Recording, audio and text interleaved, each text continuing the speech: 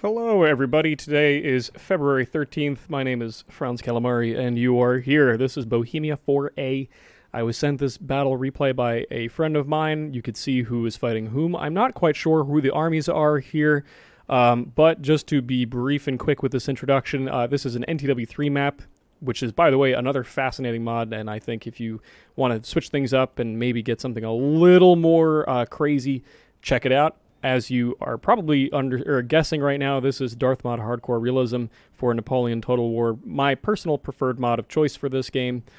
But the NTW 3 maps are integrated, so, you know, the wonderful world of the free modding community, I suppose. Anywho, a little bit of a note before we really dive into things, and I'll be as brief as possible about this, 2 minutes or less. This is V3. This is the new version of Darth Mod Hardcore Realism. There was a rather substantial shift in how things are done. The front rank of all units only fire. No more, blobs of, units firing like light infantry did in the prior version of the mod. Although light infantry can now square, and they move 20% faster than lines, so they are your designated flankers and advanced troops. Heavy cavalry received a redux, and also every single unit in the mod received a balance. Every single stat has been changed. Firefights last longer. Charging has received a total rework. Artillery received a total rework. Everything in the mod was touched. So this is kind of one of the more final versions of the mod. If I understand correctly, the next patch is hopefully going to flesh out the Kingdom of Italy. There might be a rebalance and retouch of Poland, just to flesh that one out as well. But basically after that, I think the mod is complete. V3 was also fun because it features a brand new faction called the Confederation of the Rhine, which integrates most isn't an accurate phrase. It basically is a flavorful representation of what the Confederation of the Rhine presented in the Napoleonic Wars. So it's a really fun faction, handmade by Chewy, who did an excellent job on it, with the stats done by yours truly. So this is a really fun version of the mod. This is probably going to be the definitive version of the mod. Not much is going to get changed after this, except maybe the inclusion of 1 or 2 more units, and then we're going to move on to another project, which might be announced later.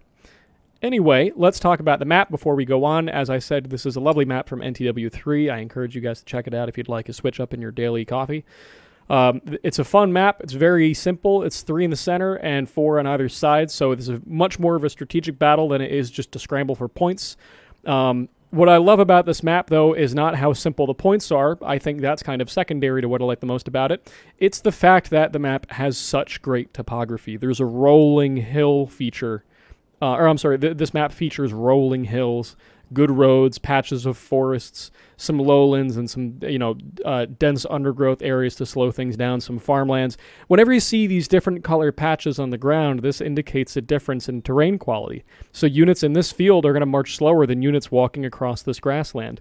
Units in this area, I believe this qualifies as dense forest, will walk slower than units in either of these, because this is far denser than these two types of terrain. And that's not because there's trees, it's the actual coloration of the ground that implies what the type of ground it is.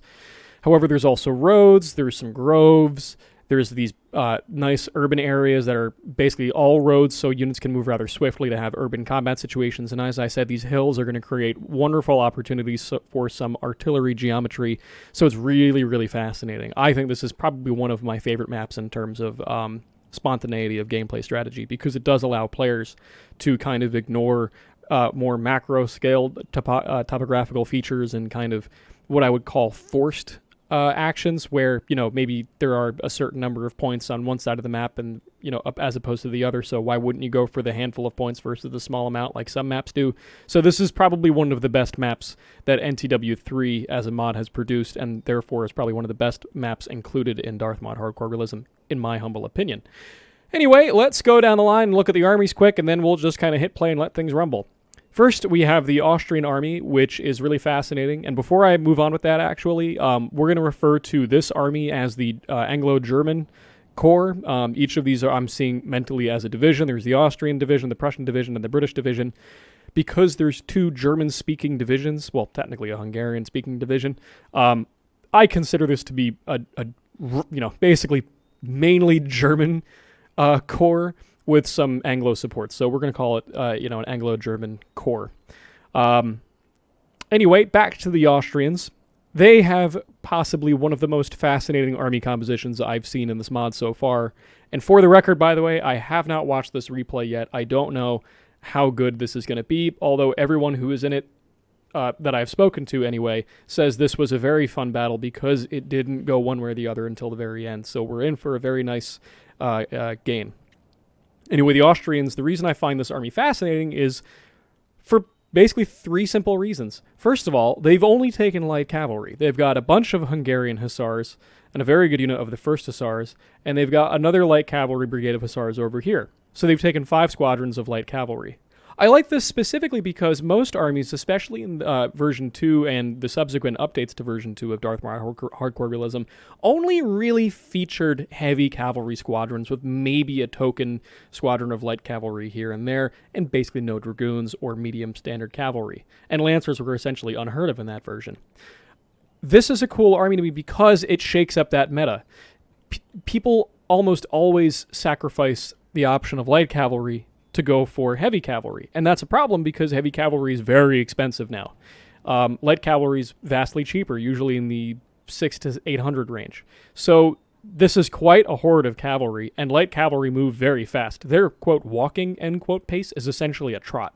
So they move rather swiftly. But that's really cool to me, especially because Austria, per every historical resource I've read of the period, was universally respected, basically, as having one of the best light cavalry formations in Europe. Austrian hussars were excellent. In fact, there's documentation saying that the Austrians had a difficult time recruiting for anything but the cavalry because everyone wanted to be in the light cavalry. That was like, the horseman tradition of the Austrian Empire, right? The famous hussars. Now, that's not to say that they obviously had that much of an inhibition with recruiting for the infantry. As you can see, they've got still a massive army, as reflected by most of their units being above 250, which is now the standard size for a line battalion. So they were, it's not that they had relatively that much of an issue recruiting for the main army, but the fact is that if you were probably to ask your standard Austrian which branch of the military they'd prefer to be in, there was a solid chance they would say the cavalry. So this is really cool to me because this is a very flavorful way of representing that light cavalry tradition within the Austrian Empire, as well as this cool addition of these two troops of Austrian Tyrolean Feldjägers. They also had an excellent light infantry doctrine that carried over its tradition from the wars with Prussia under Frederick the Great about 50 years prior. So Austrians have a really fascinating military tradition going into the Napoleonic Wars, and this guy did a really good job of representing that, especially with the inclusion of this howitzer battery. Austrian artillery was very high quality, and I could go on. I won't. I'm actually tempted to do brief histories, like 10-minute history lectures on each faction, just to kind of give people a bit of a once-over of what each faction did. Not in a totally authoritarian way, but just kind of a, back of the napkin, what each faction kind of did during the war. And I would love to talk about this stuff more. And if you'd like me to do that, please leave a comment, so that way I feel like I'm not just speaking into the void. So anyway, let's move on. So we've got this cool little battery here. Cool for its own historical reasons I won't get into, but trust me when I say it's a nice little nod to the real history. These 2 light cavalry squadrons are really awesome, as well as this light infantry detachment. But the real thing that fascinates me about the Austrian army is the fact that they've gone only with Hungarian Fusiliers. That's it. That's all the infantry. Hungarian Fusiliers, Hungarian Grenadiers, and then, they have this little brigade of 2 elite units, but we can kind of ignore that because that's a hyper minority as compared to the rest of the army, which is just Hungarian in flavor. This is really a Hungarian army rather than a German-Austrian army.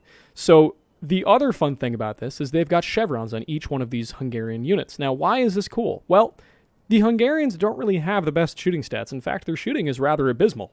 But they have good melee, good discipline, and they also have rather good defensive stats. So this is a very stubborn army. The Hungarians are going to hold ground, and that extra chevron is only going to increase their morale a little bit, as well as some of their stats. So this army is very defensive. It's going to be very difficult to remove it from an area, and the inclusion of hussars means that they have a very swift maneuver element. So whoever they're fighting is going to have to either take this cavalry out as quickly as possible or do something about it. And this brigade of Hungarian grenadier regiments are really going to screw people up. These are very good grenadiers.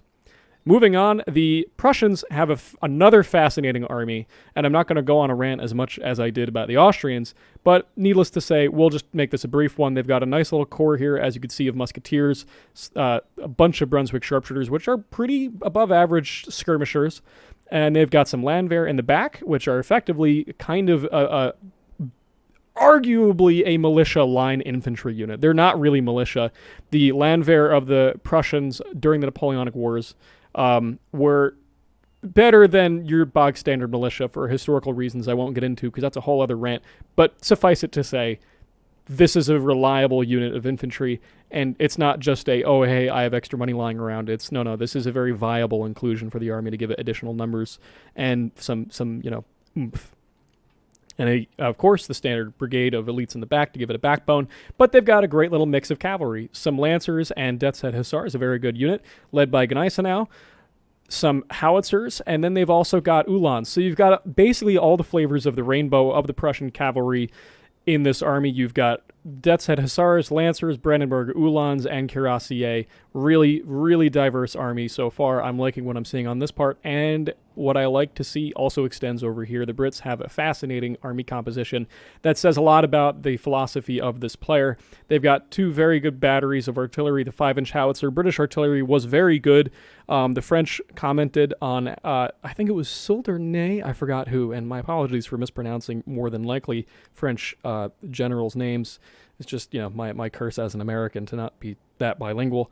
There was a French marshal or general that did comment in admiration on the British artillery's discipline and operation under fire in the combat situation, so the artillery is rather good. But anyway, they've got the 6-pound battery, which is a lighter gun, not as accurate as the 9-pound or 12-pound, but it fires relatively swiftly, even though it's maybe a smaller range. 5-inch howitzer is technically a light howitzer now, but it's very good and accurate, and it shoots fast. Coldstream foot guard in the back as the elite backbone of the army, led by just a generic general staff, 95th Rifles, of course, because if you don't have Sean Bean in your army as the British, are you really playing the mod the right way? KGL Lightfoot in the front as an advanced detachment, going to move with the cavalry, obviously, judging by the position. But the cavalry is really fascinating. Horse Guards and Uxbridge with a light cavalry brigade. Now, in this mod, there was a bit of, as I said, a rebalance on every single unit, and British cavalry took a rather significant rebalance. They're kind of the weakness of the army. The heavy cavalry of the British is decidedly average. They've got good morale, and they're very expensive. They're good, but the heavy cavalry of other armies for the same price does almost everything better. So these two squadrons of heavy cavalry are, they're not toothless. They will screw someone's day up if they're in the right spot and they have the best opportunity. But if you were to pit, say, Horse Guards versus the Silesian Cuirassier, Horse Guards would get ripped apart. That being said, they would also bloody the hell out of the Cuirassier. However, I would prefer this unit over this unit. So anyway, let's look at the infantry of the British because that says quite a lot about this army's mindset. The British, before I go on, do not have access to grenadiers in this version of the mod because they just simply did not field them in the same way that other factions did. They were basically just using line infantry with the elites, and their elites were kind of comparable to the regular infantry. So the British quote-unquote elites are really more there for reputation and for pomp and circumstance than they are, in terms of a quality difference, as you might say the Life Grenadiers of the Prussians are. And that's not to say the elites are bad, it's just the whole army is very well trained and drilled and well equipped. So, every unit in the British Army, I'm not going to sit here and say they were all equivalent to elites, but it's hard to say there was as much of a gap in the quality of the British elite troops as there was in their line infantry, as much as there was a gap in, say, the Prussian elite regiments versus, their standard line. So the British elites are relatively comparable to the line, but they do offer inspirational bonus to the area. So this is kind of a nice unit to have hold down a flank and help bolster it while the general's off gallivanting elsewhere. But anyway, I'm ranting. Let's get back to the point. What does this army say? Well, as I've said, the British don't have grenadiers right now, which implies a weakness in melee within the army. And that is true. The British core Achilles heel is they're not the best in melee. However, this player has taken 4 regiments of Highland foot. The Highlanders within the British Army are kind of a hybrid line grenadier unit. They don't excel in either capacity, shooting, or melee. They are very good, but they kind of help make up for the melee deficiency within the British Army by being better than your standard line in the bayonet fight. So the British don't have a stalwart melee element within their army, but the Highlanders are going to make up for it. So judging by the fact that, okay, there's 8 units within this lineup in front of us here, and 4 out of 8, 50% of this is constituted of Scottish infantry, we can assume the British player intends on being rather offensive with their army. Now, that's a bold maneuver because it's a very small army compared to everything else, right? I mean, I'm not going to sit here and count all this, but the British army, just visually, is much smaller. And also, that means that they're much higher quality, too. So it's a very expensive but small army, but very well drilled. You've got the Prussians in the center with a lot of manpower, and then this very difficult to remove Austrian army that's maybe not the best in the offensive, but we'll see. So anyway, let's press play. We're 15 minutes into the video already. And there we are. I'm not quite sure who the enemy is. I think there's a Russian. I haven't watched this replay yet. It was just sent to me. But we'll find out, and then I'll have a bit of a conversation about that. All right. So we have the... Oh, okay, interesting. So the matchup seems to be the British versus the Russians, the Prussians versus the French, and the Austrians versus the Russians. Oh, interesting. Okay, cool. So Kutuzov, Ney... Okay. Ney is the second best French general in the roster. Kutuzov is the best Russian general. So this is going to be a fascinating matchup of a very expensive Russian army versus a very expensive British army. A very good Prussian army versus probably a very good French army. And then we've got... I don't know what to expect out of this Russian right, but we can assume all the Russians brought unicorns.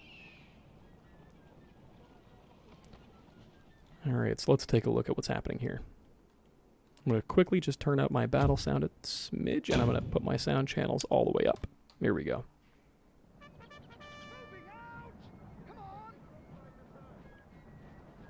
Okay, we can see what's happening here. The British are going to condense onto the Prussians, and the Austrians are going to advance on the left. It appears they're going to totally cede this right town. Oh, whoa, hold on a second. Oh, there was some... Cossack cavalry. Oh, it's still a little bit loud. I could see in the recording software. Here we go. I'll do it even more. My apologies for blowing out anyone's eardrums with that.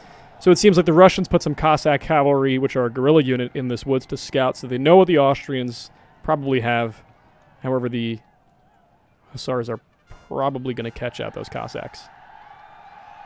Yeah, and those guys are routing. Yeah, that unit's going to get shattered. That's not a cheap unit either. That's about an 800-point cavalry unit. Yeah, they're broken. They're not even on the field anymore. Yep. Oh, no, they are. They're not shattered quite just yet. But those Hussars are definitely going to... They're going to break totally. Doesn't look like there's any other Cossack cavalry.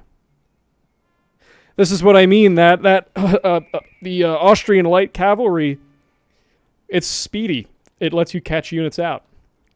If that was a heavy cavalry Austrian brigade here trying to chase down this Cossack unit would have escaped, and that's the value of having this faster, more agile cavalry presence.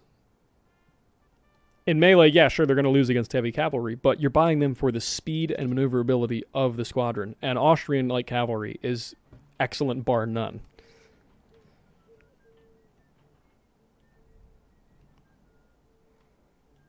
Alright, so the French are going to try to contest the central town, is what it looks like. Because what you do is you use your cavalry to kind of reserve a seat for yourself wherever you put them. So, now it's looking like what the French are going to do is use their cavalry to contest the center. And if you're hearing meowing, that's my cat demanding my attention. Hi, Bilbo. What's going on, dude? Let's see here. Yeah, there's going to be a concentration. Let's look at what the French have in terms of cavalry. They've got Guards, Chasseurs, Cheval, Hussars, Lancers, Grenadiers, Cheval. An interesting mixed force. Grenadiers in reserve is a interesting way of creating this formation. If I was this French player to have the Grenadiers in the front in a thin 2-rank line to absorb the initial charge with the Lancers and the Hussars standing off to the flank to hit the enemy cavalry on the side. A little too condensed of a cavalry formation for my liking. Meanwhile, they've got other Lancers and Grenadiers. Okay, this is a very potent, arguably division by itself. of French cavalry.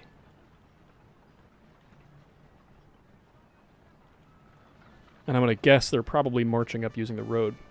But it looks like, judging by where Kutuzov and Ney are, this might become the central power base of their armies. I would guess the battle is primarily going to be fought on this hill, over this town, and this is probably going to be where the big flank fight happens. But I could also see the Russians trying to press on the British right. Ooh.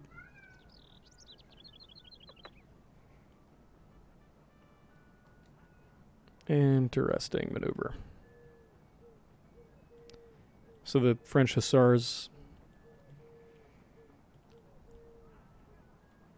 The weakness right now is the light infantry, the skirmishers, I should say, are ahead of the army. And the French player may decide to sacrifice this hussar unit to try and snipe the 95th, but they would be definitively throwing away that cavalry force. They'd be caught out and torn to pieces. I don't know if that trade is worth it. Let's see where the unit orders are right now. Yeah, okay, so the Prussians are moving up in a nice column. There's reserves. This replay must be from the Prussian player's perspective, because we could see where their orders are, and we can only see where their allies intend to go, and not their exact positions.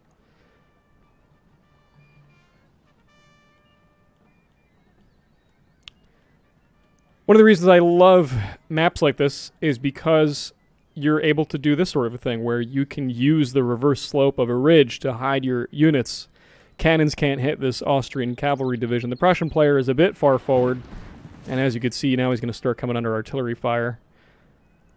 All it's going to take is a lucky ball to hit some of the heads of these hussars and lancers, and then you're going to take unnecessary casualties. But this Austrian player is using the reverse slope to shield his units.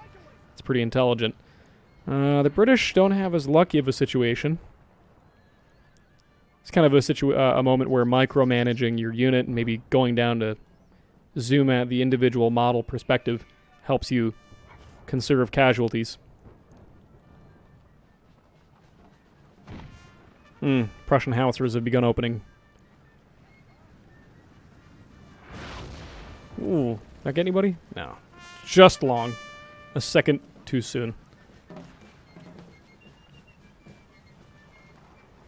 Yeah, I could see why that French player is going to retreat too. I wouldn't want to sit there and take unnecessary casualties. But it seems like the majority of both armies is still hidden. Are still hidden. Excuse my failure of English. And the second I say that, there are the Russians. Okay, so let's take a look at what the Russians brought here. Big line of musketeers. The Russians have bigger units. As you can see, the standard's 250.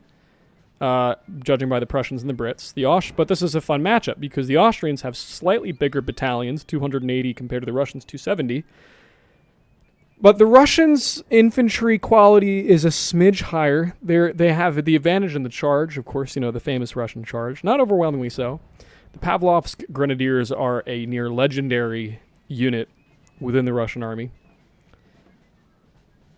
And they have 2 battalions. Oh, the whole regiment of the Pavlovsk are here. Interesting. Okay, so there's a grand battery forming here. 8-pound gun. Decent. 20-pound unicorn. Okay, that's quite... Let's see where these shots are going. Okay, we're still going. Oh, he's aiming for the cavalry. Let's see if he hits him. Oh, boy. Boy, does he hit him. Yeah, you can't use the reverse slope to hide from unicorns. I'd move the squadron, too, if I was that player. That was a great hit. Jesus. Stakes going down in the center. Okay, so the plan is to deny the Russians and the French the opportunity to maneuver cavalry in the center. Fascinating choice. Okay. Meanwhile, let's see what's happening on the center here. The French coming to line of battle. 3-pound battery. Okay, 3-pounders are a new addition to the mod. They are a rapid-firing light battery, essentially a battalion gun. And they're kind of a force multiplier in an area. Think of them like massive shotguns. They're not the most accurate, but they fire quick. The range is rather short, but they are a really good addition. Looks like another grand battery forming on this side. You've got 2 batteries, an 8-pounder and a 3-pounder. And another Russian... Oh, boy. Okay, so the Russians took a bunch of artillery, or a bunch of heavy artillery. And it looks like... Okay. So if the Russians get in the center building, it's going to be a problem. The British player seems to be pushing rather hard to try and dissuade that, but too late. Jesus Christ. Bit of a janky,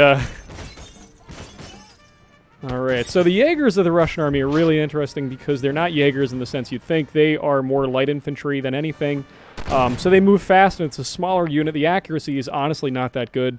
The Russian army was not known for its musketry, but the Jaegers kind of allow for that more advanced element that can move a little faster, more independent. So he's going to march them up and steal that. KGL are going to pull off. Okay, so the Russians get the center. Who's got the left? And the Russians have the left. Okay, so the way this game is going, 10 minutes in, the Russians are on the defensive. Always good for the Russian army to be on the defensive, because that's what they like. They like being on the defensive. And with the French in the center reinforcing, Kutuzov on the left, and more Russians on the right, this is going to be a tough nut to crack, because the Austrians, as I said, are not really that offensive of an army. Prussians not really either. And the Brits, I think the Brits are relatively offensive with their Highlanders. If they take the Highlanders and snipe this house under the Russian nose, if the Russians don't put grenadiers or something in this town hall, the Highlanders could take it and hold it. I think the mistake so far that I'm seeing is we don't, from what we're seeing, again, this is from the Anglo-German perspective, so I don't know if the Russians have done this. If they put Pavlovsk grenadiers in this house, that could really screw up the Allied battle plan here. So very, very, very fascinating battle right now. I love this sort of a game where one side is kind of compelled to attack, but it's not a totally ridiculous attack. It's like, okay, now we got to figure out how to crack this nut. This is really cool. Okay, really fascinating maneuver here. The Hungarians, okay, very clear intention here. Hungarian grenadiers are going to go try to storm this house. Oh, man, but that, yeah, okay, but the Russians aren't going to let that happen for free. And it looks like they're going to counter-march a heavy cavalry squadron over here to maybe try to catch out the Hungarians as they're going into this building. Yeah, so we're going to see a commitment of some reserves to the right on both sides, but here's, I guess, where the initial clash is going to happen. Meanwhile, there's just a maneuver on the right, bombardment on both sides. A lot of light cavalry. It seems like the Austrians have concentration on the left in excess of the enemy. Oh, man, but there's Russians in the woods. Oh, did they have anyone in this building? They must not have. They must not have had it. Oh, that's a misplay for the Russians. Now it's going to be a problem. Wow. That's one of those moments where the order must not have come through from high command. Maybe the rider was killed by some shrapnel of a shell or something, or, you know, the horse stepped on a rabbit hole and broke his leg and the rider never arrived. But I guess the order for the Russians to not get in this house didn't arrive in time. A little narrative moment in the game. So now, interesting. Very interesting. So now the game is totally in play here. Okay. So that's an extension to the Russian line. Now it's danger close here on the right. What's happening over here? Okay, the Brits are going to make a really concentrated push on the right. Yeah, this forest is going to be interesting because it's going to allow them to hide and be hidden really close to the Russian line. So the Russians aren't really going to know what's coming until the last second because these woods, as you can see, all of these battalions are hidden. The Russians really aren't going to be able to see what the British are doing here. They don't know if they're being advanced upon or if they're just putting it in here as a way to keep it safe from artillery fire. So, but they're going to shell the woods and try to do something to it. Russian Dragoons. Oh, I love V3 is so good because it really forces people to pick their cavalry choices.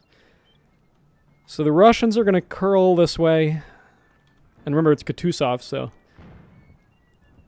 And they've got, what do they got in their line? Musketeers, Pavlovsk Grenadiers, Musketeers. Okay, interesting. Very good Russian army on the left. With Kutuzov, this army's never going to rout.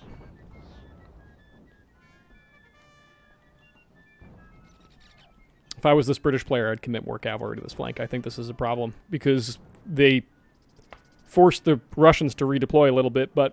Our men are running, sir. Ooh, who's running? Oh, was there a cavalry engagement in the center? Oh, yes, there was. So what's happening here? Ah, the French hussars, I guess, snuck in through this gap. Oh, I'm sorry for missing that, but what are they going to do? They're going to rout the Brunswicks. Now, those Brunswickers might come back. Oh my god, this Austrian player is really lucky that he did not get caught by a unicorn when in that battalion mass. That's another fun... Oh, wow, a good howitzer hit right on that, Moscow Musketeers. A little fun thing, too, by the way. The Austrians, to represent the column of companies formation that they would do when under cavalry threat, they do basically a pike square now in the mod. So they don't do a hollow square as the Brits do. They do that battalion mass. And what I like about that is it kind of makes them very vulnerable to artillery. Oh, Jesus, that howitzer shelling, or that unicorn shelling is murderous. Wow. Okay, so the French hussars are going to lose that squadron. Brunswickers stay. That was not a good trade, so that's going to be to the benefit of the Allies. To the German, Anglo-German coalition. So it's a bit of a V that's kind of forming here.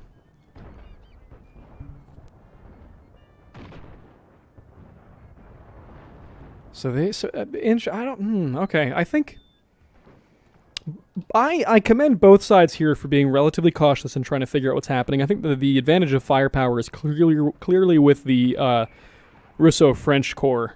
Those unicorns will eventually whittle down the Austrians and the Prussians. The onus is probably on the Anglo-German Corps to do something. If not, they're gonna just get totally attrited. I mean, look at this. This KGL foot is already down to... They're down 40 men, and that is a unicorn hole if I ever saw one, being filled by file closers. So if I was in this position, what would I do? Well, the center is not a good place to assault. I think the strength is definitely with the Austrians on the left.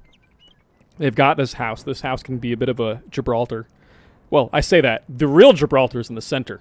If they put Pavlov's Grenadiers or something, or maybe like another unit in the center in this house, the Allies are not going to get this house. This center is totally secure, especially with this hill and these batteries on this hill. The center is definitely the enemies right now. I think the onus is on the flanks. I think the Austrians, it's up to them to keep turning this position. They'll eventually attrit the Russians down. If they can force a hole here, they can have their light cavalry pour through and force the Russian right to wheel back and kind of fall back to this wood line, and then they can sort of fall on it and keep pressuring it and create a new front here. I think that's a possible strategic offer. Over here on the right, I'm just going to take an assessment of the situation. Wow, so the Prussians have reserves really far back. They're going to put some columns in the town. Okay, so really, really cool game so far. Putting stakes here is really nice because it gives an operational base, an operational front to the Prussians that they don't really have to micromanage that much, especially here too, because it means that whichever way the enemy puts cavalry here, they're going to have to micromanage around these two lines of stakes. There's one here, and then there's a second one here. So you've got one there and one there, so this center is pretty locked down from cavalry. So the Prussians are the reserves, obviously, so it's up to the British to turn the flanks here. It's up to the Austrians to turn a flank here. I think the Brits could possibly turn a flank because the Russians... What's interesting is because the Russians have the center, they're forced to kind of stay here to maintain points. So the Russians are kind of forced to stay and fight, as are the French. The Brits are a maneuver, and by moving on this flank, they're actually securing this town. So actually, right now, the Anglo-German Corps is winning the game, because they've got this house and they've got this house. Oh, is there an action on the right? Oh, the Pavlovs are going to fight for this house. Okay, I think they could definitely get that house.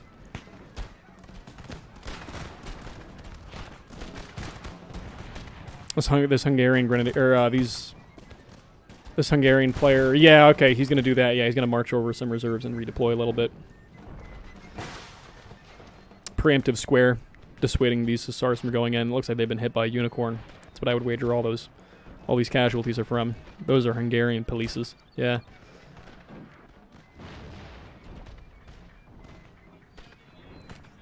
Interesting Russian assault. This house was always forward in the Russian line. I don't know if the Austrians are going to be able to hold this house. It was a good maneuver because it's forcing the Russians to commit. This Austrian player, though, is there's going to be a constant issue, and I'm just keeping an eye on this flank as well. It's going to be a constant question in the Austrian player's mind whether or not it's worth the investment of manpower to hold this house. Oh, the second unit of grenadiers going in. Musketeers, I guess, going in as well? Interesting. Oh, okay, the hussars are going to move. Okay, so yeah, as you can see, the Austrian player is very aware of what's happening here.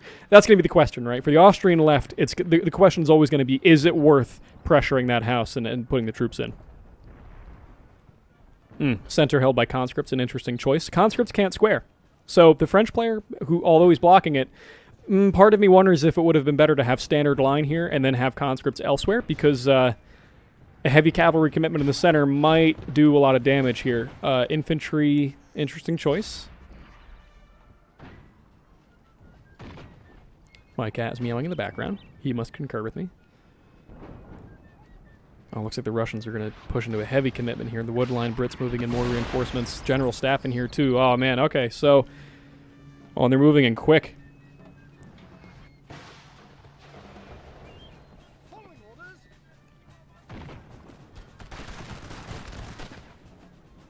I can't see anything out of these woods. This is cool. So where is he going to go? Oh, he's going to commit troops to the center. Are we going to get a volley opened up? If the Russians stand here and shoot, the Brits will win. Even though they got Highlanders, which Highlanders still have very good shooting stats. The British Army in general is very good and expensive. Oh, come on, I want to see a volley. Open up. Open up, damn you.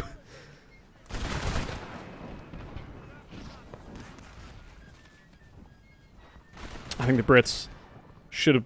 are they going to pull out of the center? Oh, interesting. Okay, all right.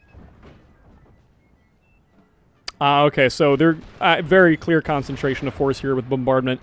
I think what they're trying to do is repel the British out of this wood line. That would be definitely a staging moment for a larger attack on this house. And by the way, doing so gives the British division an interesting choice.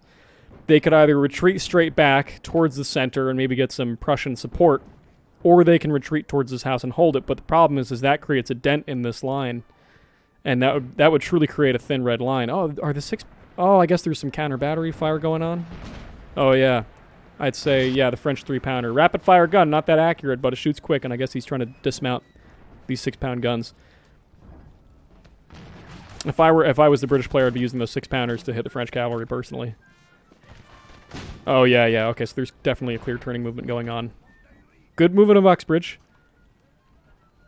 Yeah, this British player's got a lot of decisions to make in a short amount of time.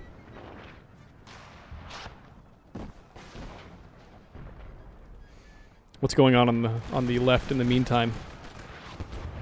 Fun little commitment. Intense battle.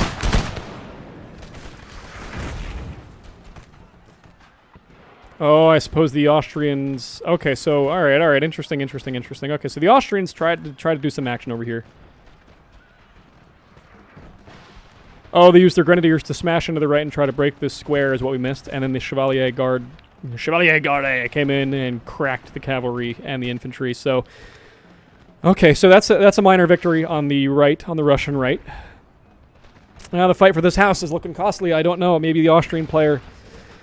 maybe the Austrians might not want to sit here and try to hold this house, because now they're out of grenadiers, and it looks like the Pavlovsks are fighting real hard to the death. Both generals are close by. Ooh, Austrian general getting caught out? Question mark? Oh, maybe. Oh, I fire. Oh, run for the Austrian general. Okay, let's slow-mo here for... let's pause for a second. Let's just pause. Let's just assess the whole battlefield, because there's a lot of stuff happening. I saw a rally be popped over here. Okay, this was a good time to pause, because it looks like we're about to see a lot of action. Okay. So at the same time as that assault on the left is happening, it looks like there was a step off here where the Russians are going to try to go in here with French support and clear the British out. It looks like the British might get caught out. We see the Russian infantry is leading the way with French cavalry support and conscripts in close order. The Brits are going to try to move in, and it looks like... I don't know, I think the advantage is with the British here, and I'll tell you why, because it looks like they've got their whole army here versus two generals trying to micro one area. And the problem with that is, as I've pointed out in earlier videos, when you have players more players microing one specific spot versus players focusing on their own individual areas, there's a discrepancy in micro. Because while this center French player is focusing on this Prussian player can move in and take advantage of it. And it looks like he might be doing that, as you could see with the commitment of skirmishers. I'm interested in seeing, while this is going on here and while this is going on here, what this Prussian center does, because it seems like there's a lot of action on the flanks and there might be an opportunity here. So what's happening? Okay, so the British are going to try to get out of dodge. Ooh, a lot of money being involved here. Uxbridge is going to go in. The Scots are going to get in a brawl. Russians firing in indiscriminately. Highland Foot shooting point blank into the conscripts. Whoa. Oh, man. Okay. So there is quite a push in the center area. The Brits, what are they going to do? What are they going to do? Ooh, an attack column going in.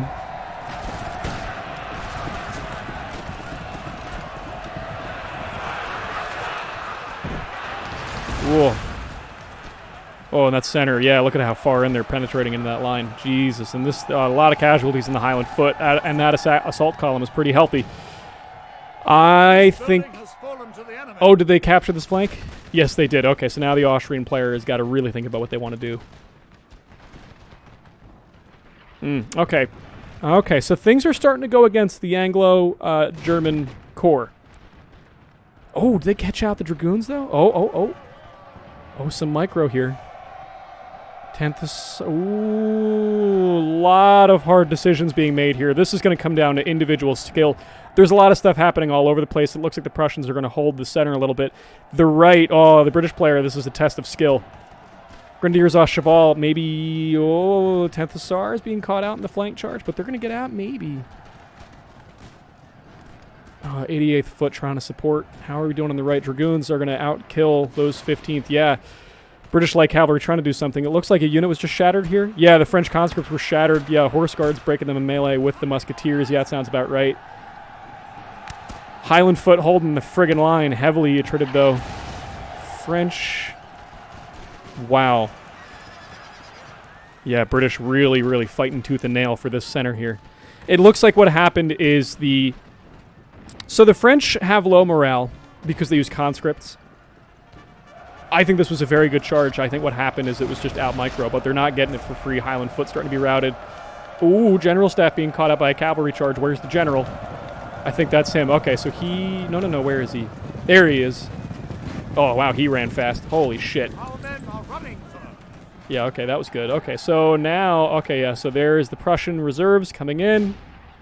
Yeah, Prussian... if I was the Prussian player, I'd do that too. Yeah, okay. Those Brandenburg Uhlans are going to be worth their weight in gold if they get a rear charge off on the Polynesian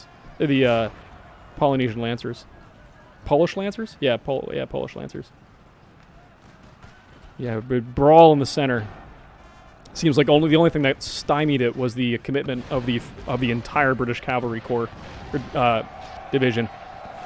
Good rear charge. Yeah, there's the rear charge on these Lancers. These Lancers now, the Lancers are not good in an extended melee. They're a initial shock unit, and I think it's just the... Yep, okay, cool. So, a lot of fascinating play over here. Good square of the British. Which will stop this Dragoon charge. Not before some riders get thrown into the square, though, and knock a few guys down.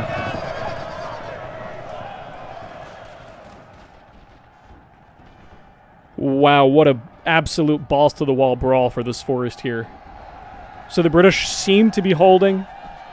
Opolcheny going in. Opolcheny are not a bad melee unit, but you know what? If the Horse Guards... Yeah, and the Horse Guards are going to catch them out. That might... Yeah, Horse Guards plus the second Coldstream, that's going to break the Opolcheny eventually. It's a good melee unit, but... Kutuzov can only keep an army together for so long. Alright, so I think that the fight here is decided. The British are going to control this wood line. And that was a pretty significant investment of resources, too. That's going to set back the left for the French and the Russians pretty heavily. Meanwhile... Oh, who died? Oh, was it the Austrian Hussars? Was there a Hussar unit that got around the rear? I guess so.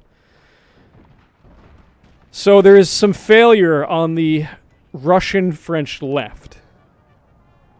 Which is unfortunate. In fact, Kutuzov gets caught out by some Uhlans. Oh, no. Oh, no. Oh, yes, but oh, no. I'd keep running if I was this unit. Is there anything that they can do to put something in the way? This is also the danger, too, of committing artillery to a melee engagement. I don't think having the unicorns shoot into this melee was a wise idea. Now, here's the bittersweet thing. Even though the British right was definitely won in this forest, there's a lot of casualties. The British front has been heavily attrited. I don't think the British have any light cavalry left.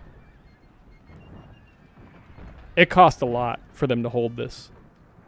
The British were much reduced by this defense of this wood line. But a win is a win. Oh man, and even the Coldstream routed. I mean, down to friggin' 11 out of 220 men. Wow. Oh, and the Russians still have more cavalry. Ooh. Yeah, good square. So the British are going to capture this wood line, but heavy cost, heavy cost. Heavy costs. Who's running? Oh, the Prussian. Oh, the Brandenburg Uhlans finally get routed as well. Yeah, this French cavalry's good. Oh, more dragoons being poured into the fight. Yeesh. All right, well, I think we know how that battle is going. I think this is just a war of attrition. A knife fight in these woods, as we would say. What's happening elsewhere? Okay, so the Austrians are going to cede this house a little bit. Some cavalry action on the right. French conscripts being cut out by Hungarian hussars. That's a very good charge. Deutschmeister Guard committed to the front alongside the Fusiliers. Expensive unit to have in the line of fire. You've got... Okay, so now the French are going to try to reinforce this area. So the center... So the French are bleeding off men to either side to bolster their flanks. I think this is a really fascinating tactic because what it's doing is it's allowing these players to be a little more aggressive than they otherwise wouldn't have been. It's forcing the Austrians to form battalion mass too in the presence of enemy cavalry. And this guard cavalry is potentially going to win that fight if they can get in. If these Prussians can bring these... Oh, and the cuirassiers are walking away from the main fight too. Oh, no. Oh, shit. Oh, but the attack column gets caught out and a charge. Oh, shit, they take a lot of unnecessary casualties due to these left guard hussars. That's a misplay on the Russian right. Oh, a lot of unnecessary kills by the... oh, man, a stampede. Oh, man, what a messy fight. What a messy, messy fight. So the Austrians are forced into this battalion mass to defend against these hussars. The Austrians are going to try to mirror that tactic and force the Russians into square, but... Oh, man. Yeah, this is a problem for the Austrians. This is a problem. As I said, the French are giving extra manpower on the flanks, and that's allowing these units, or these players, to be more aggressive than they would have been. Meanwhile, the Prussians are playing very close to the chest, and that's not a condemnation, that's just an observation. This musketeer unit is going to charge and crack. Yeah, okay, that's a good prediction. The Emperor's Own... yeah, that Emperor's Own might get cracked by that charge. Yeah, they're going to rout that unit. Yep. Yep. Okay, that's a good charge on the Russian flank. But these hussars, if they can get in there, they're going to rout that unit. Oh, man, the value of the Austrian light cavalry is expressing itself right now. Yep. 2 squadrons flanking the left guard hussars, winning that one. Conscripts getting flanked charge, probably. Yep, that's going to rout them. But the attack column square is going to keep them from getting too far. Okay, on the right, what's happening? Okay, so the Russian reserves are being committed, the French coming online. And the Brits are going to continue to hold this forest, but heavily, heavily, heavily attrited. I think the British are totally committed. Prussians are finally committing their reserves to the right. Interesting. Okay, cool. Wow. What a fight so far. Halfway in, half an hour passed so far. What a fight. One of the best replays I've seen in a very long time. If they can break this column square, these hussars will just cut these guys up. What's happening here? Oh yeah, you've got cavalry engaged in melee with the Russians to try to support the Imperial Guard. Fighting down despite 70... What is that? Probably, let's see, 25% of 200's 50. So do the math there. If they're down to 50 men, a little bit over like 80% casualties. Oh man. Yeah, Fusiliers holding the attack column only just though. That's the power of your chevrons and generals there. They're gonna lose. They're gonna melt a hole here. Yeah, Pavlov's Grenadiers are just too attrited to hold this house effectively. Even though they're a vastly superior unit to the Hungarian Fusiliers in this house, they just don't have the manpower. And now these Hungarian Hussars are going to be a big problem because they can threaten directly the life of this general. This Russian player is in a bad spot. Ooh, he might catch it. He's not going to kill the... Oh, is he going to kill the general? Oh, he might. Oh, shit, he might kill. We might see a general die here. Hussars in the rear. Pavlograd Hussars. Oh, man. Not a good moment for the Russian player on the right. He's extended. He's being forced into square by the presence of cavalry. Wow. Tough spot to be in. I think the Russian player... I think this fight on the right was good. I think they went a little too aggressive with... I don't know if this assault on the right was warranted. I think they were trying to do a knockout blow, and it was well-intentioned. If I was this player, I would have been way more concerned with holding the line here, keeping this right strong, and holding this house. I think this was a bit of an overextension on this side, but a really fascinating way of doing it. I loved the fact that the French tried to commit and reinforce, and as you can see, they're throwing some Dutch... is that Guard Lancers? Yeah, those are the famous Red Lancers. Yeah, they're going to commit cavalry to this flank and try to hold it, but now they're attrited, they're going to lose that pound for pound. If I was this player, I'd be more focused on using the artillery to pound it. Oh, did we see an assault in the center too? Oh yeah, Cuirassier getting the conscripts. Okay, so I guess what's happening is the Prussians are going to assault column the town. KGL are going to try to kick out the Jaegers. Light infantry action on light infantry. Fascinating. I personally would have probably used Life Grenadiers to do that. Things are not looking good for the Russo-French Corps. If I was this player, I'd condense right.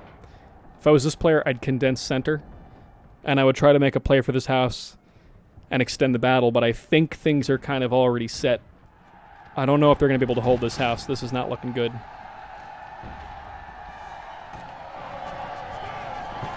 Lightfoot having a bit of a panic attack. Oh, what a hit on this Cuirassier. Going to rout them right in the enemy. Damn.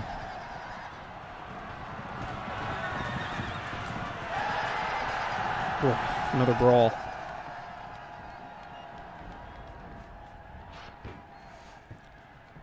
The Austrians, I think, you know what it was, is they bled out the Russians. I don't think the Russians are done, but... What do the French have left? They've got this infantry on the hill.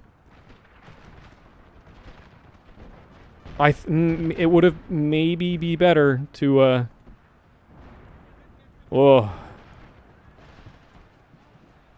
You know what I think needs to happen now is this army needs to concentrate here and have the artillery become embedded in the line, firing canister. This army needs to retreat to its battery here.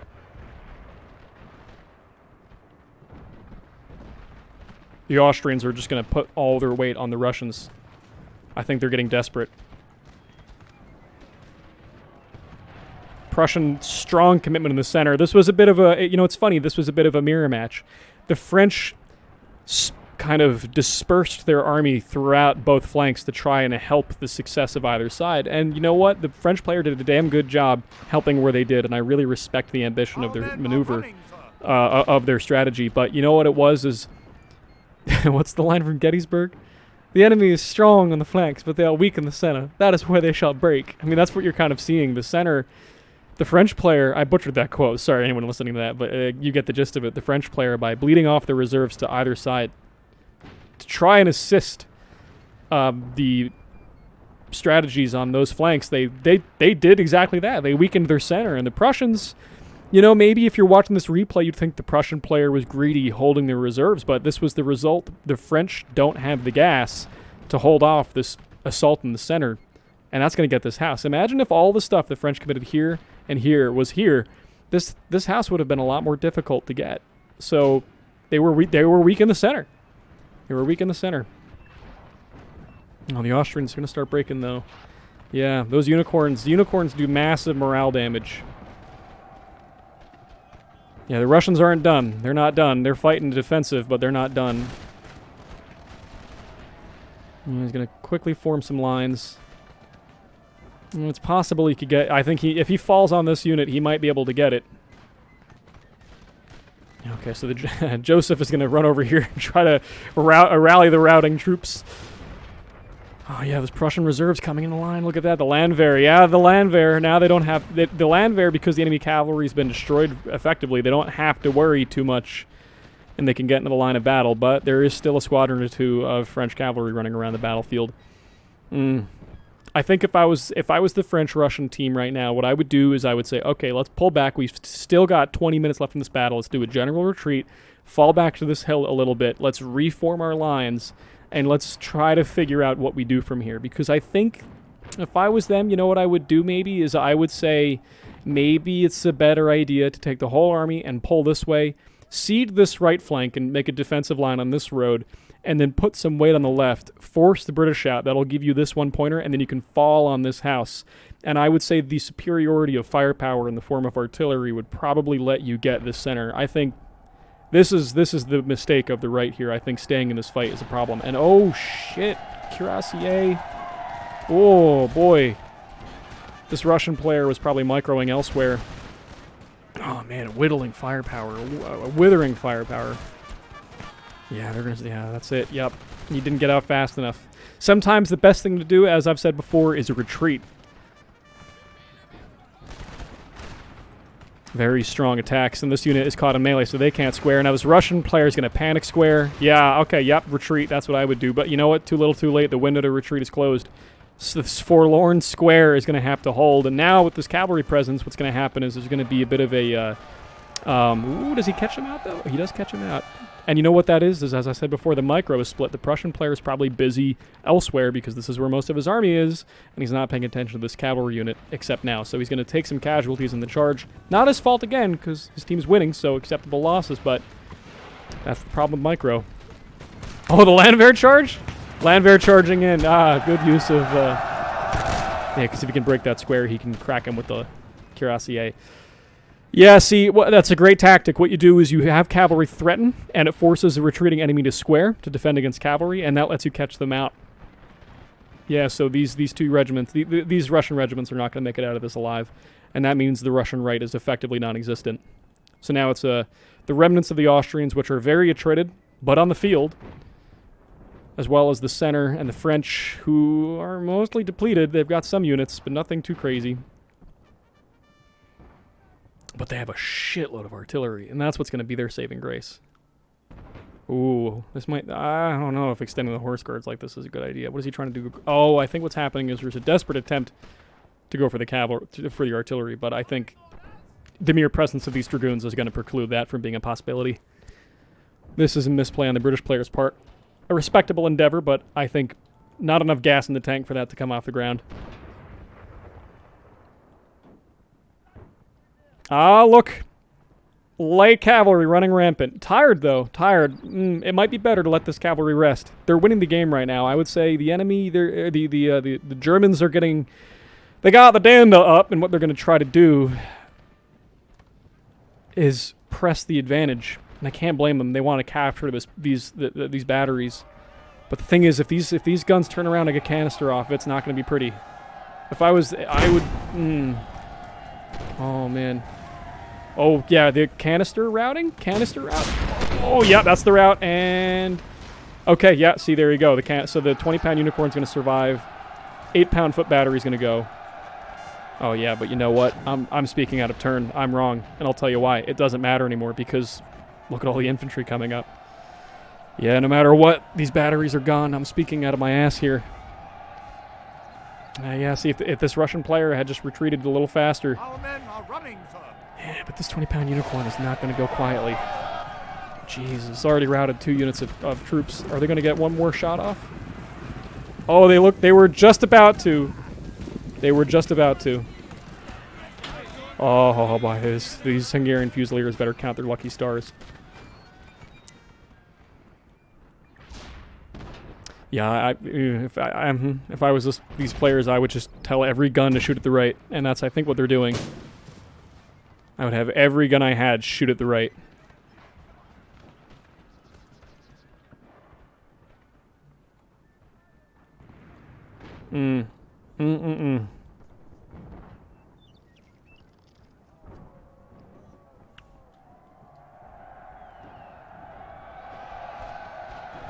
The Grenadiers on Cheval are going to try to save this 8-pounder. I think what is he going to do? Ooh, canister fire on there, and he's going to... Oh, no, that's a misplay for the French player. Oh, a misplay. He could have canceled that charge. Oh, but they're going to get... is it a misplay, though?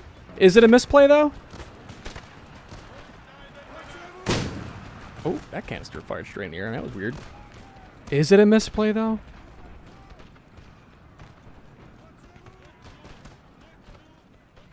Oh, wow, what a crazy... A lot of... See, you know, a battery on a hill is still a battery on a hill.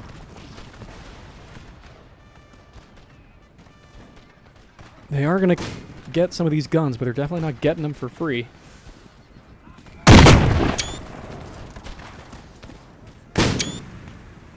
Crazy screenshots here. Yeah, the canister is going to tear apart these musketeers.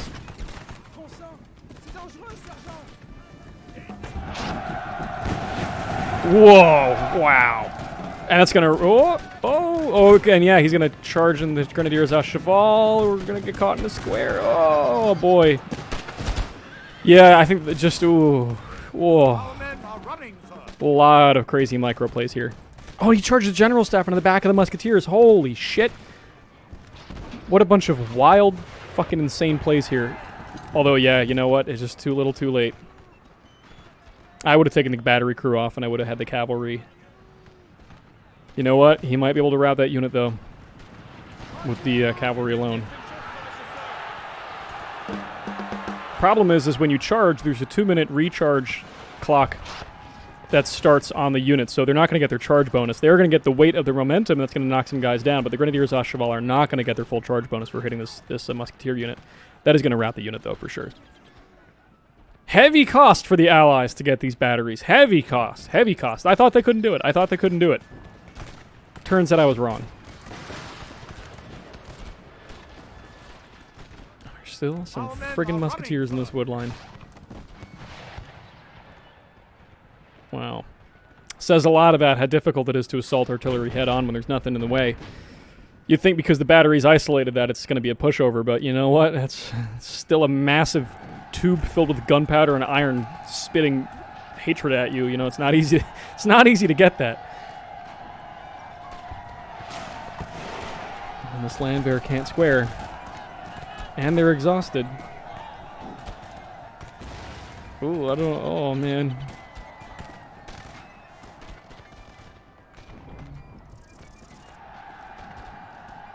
I personally,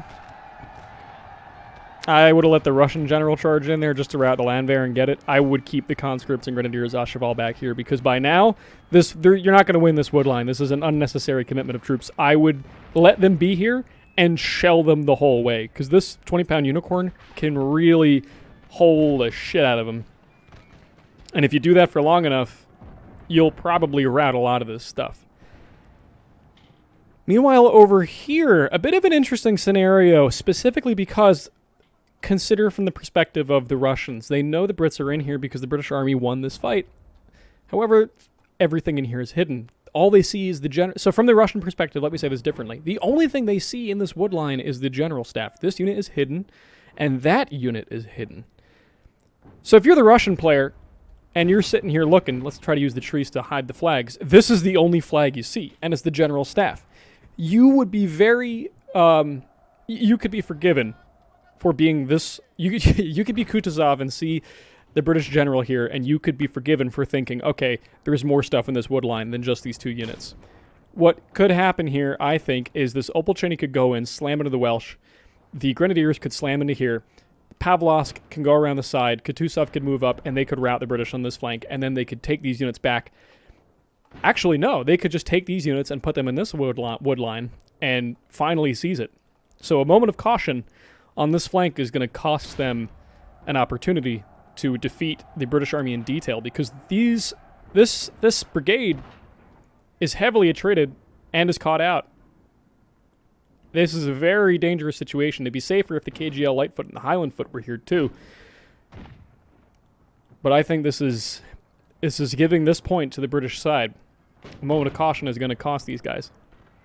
On the right, what's happening? Yeah, okay, yep. So, of course, they won the wood line. I imagine they routed the enemy's general, and of course the cavalry. Oh, is there British cavalry in the rear?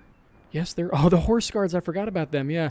So, okay, I guess the horse guards are moving around. He's going to put them in the forest. They're going to be hidden. Dragoons are going to be guarding the back of the 20-pound unicorn. The only thing giving these guys the opportunity to do anything is their artillery. They have such an artillery advantage.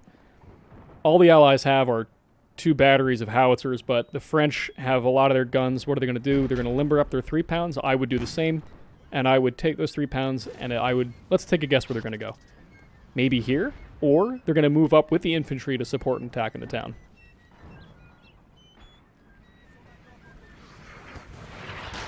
Are the French going to attack the town? Oh, no. Oh, no. No, why would you do this? I know there's only 10 minutes left in the game, but there's such a better way to do this. This is, yeah, defeat in detail is incoming. Mistake. Oh, man, this is not going to end well for the French player. Ney's going to move up, though, and try to help it.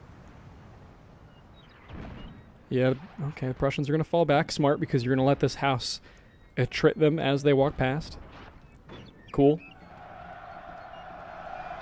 It looks like he's giving him the town, but he still has this building. It really doesn't matter. Oh, the Landwehr being caught out by the assault column? Yep.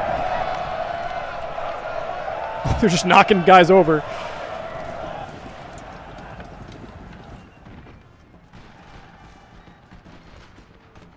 Ney charging the Feldjägers? Interesting.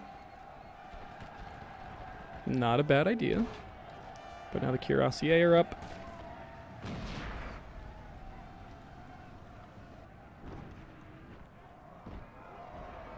Yeah. Yep. Not good. Oh, take the crew off the battery and put them in a square. Take the crew off the battery and put them in a square. We have killed their general, sir. Oh, did Ney die? Oh, Ney died. Oh, shit. I guess he... Oh, yeah, I guess Joseph killed him. LOL. Oh, no. Yeah, that's disaster for the Russians.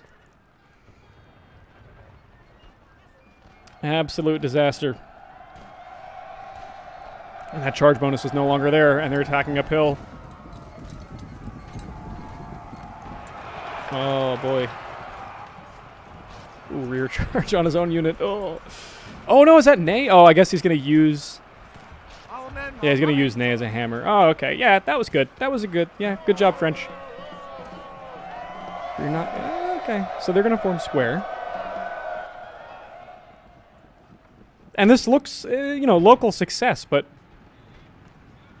Oh, shit. The horse guard's catching out. Yeah, that's going to kill that battery. Unlimber them before they hit. No? Yep, there they go. Dead. Yep.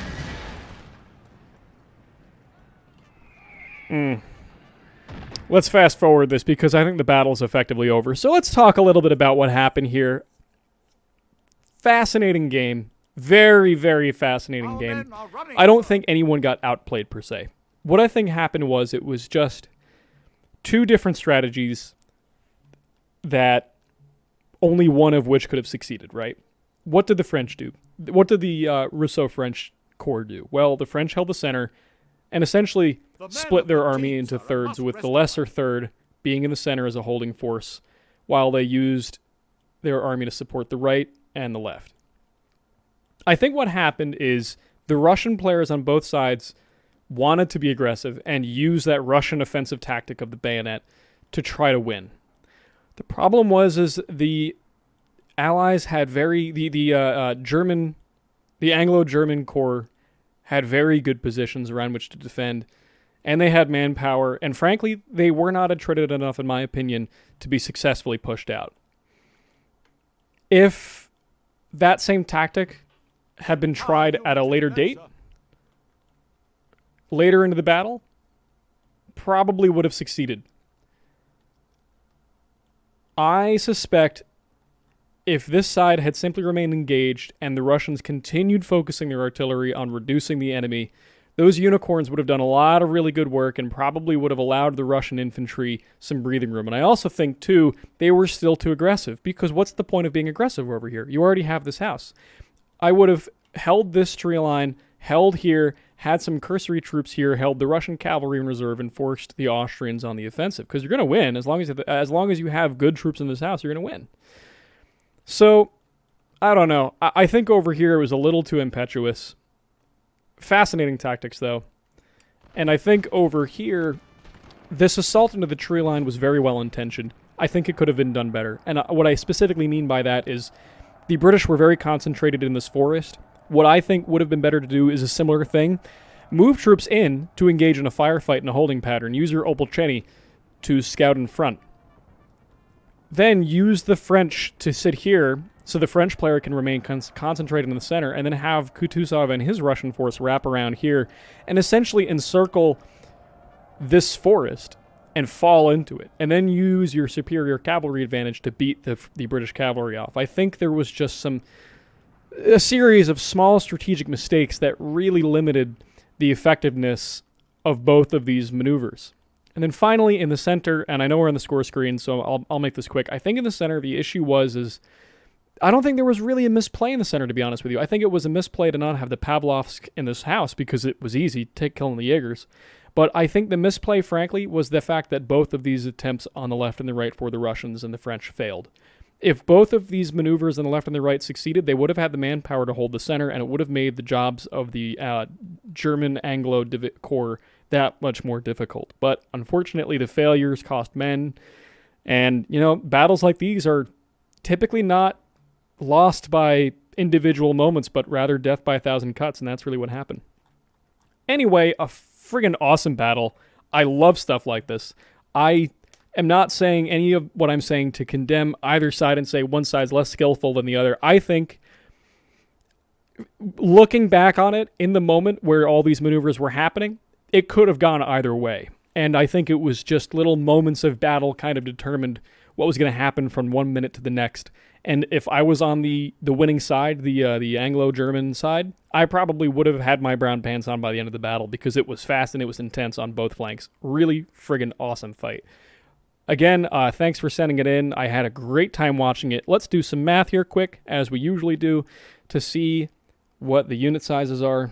So, on the Anglo-German side, we've got 3,768 plus 3,578, interesting, plus 3,200. Okay, so the Anglo-Germans had 10,558 men, so 10,500 men fighting against, I'm sure they were outnumbered, 4,284 plus 3,322 plus 3,214. Oh, pretty even. 10,820, so roughly 10,500 versus 10,800, so not that big of a discrepancy, but still outnumbered. Kills are pretty good. Lemon was the Prussians. Good trade, broke even almost, that was good. Mini, okay, so Mini was on the right. He got it better than he gave it, but he held his ground, and that's what matters. And he was lucky, too. I think, really, this was an opportunity for the enemy to possibly regain some momentum by the end of the battle. It might have been too little too late, but he's lucky. He's very lucky his casualties weren't higher. P-Pax on the left with the Austrians. Wow. MVP of the game, arguably. Look at this. That's a really good kill ratio. Kurt as the Russians. I don't know which Russian player was which. A lot of good work. Laryl. Yeah, Laryl in the center. Yeah. He did a good job. Laryl did a really good job. I think the Russo-French strategy was fascinating. I loved watching that. That was really cool. I love the way they tried to win that. That was awesome. Yeah, okay. So he did, yeah, okay. And then, they're losing, so their casualties are going to be more than their kills, but still. So as you can see, the reserve forces, which were the Prussians in the center, the French in the center, obviously killed less than the flank armies. But you could see the difference here, too, is that the centers, even on the winning side, the center army didn't even kill as much as you'd think. They almost broke even. So the centers really weren't the killing force, but they were the decisive forces, it seems. So, but the French, they didn't lose for lack of trying. He lost most of his army. And Leon on the flank. Leon did really good. It must have been Leon who fought the British, I would assume. So it looks like it was Kurt fighting the Austrians, and it looks like it was Leon fighting the British. That's what my assumption is.